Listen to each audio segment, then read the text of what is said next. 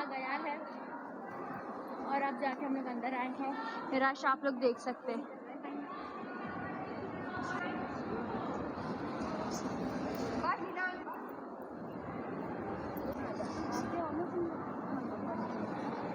یہاں پر جو ہے وہ لائن بنوائی گئی اگین.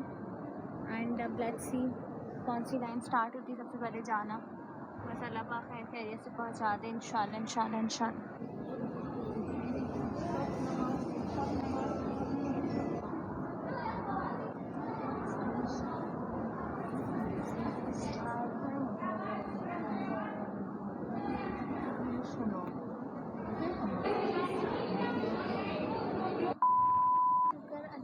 الحمدللہ ہم لوگ ریاض الجنہ سے آ چکے ہیں گائز.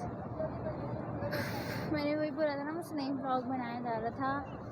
لٹرلی خوبصورت منظر, اتنا سکون میں بتا نہیں سکتی. ماشاء اللہ ماشاء اللہ الحمدللہ الحمدللہ. اللہ پاک نے یہ بھی نصیب میں لکھا ہوا تھا. جتنا شکر ادا کرے اتنا کم.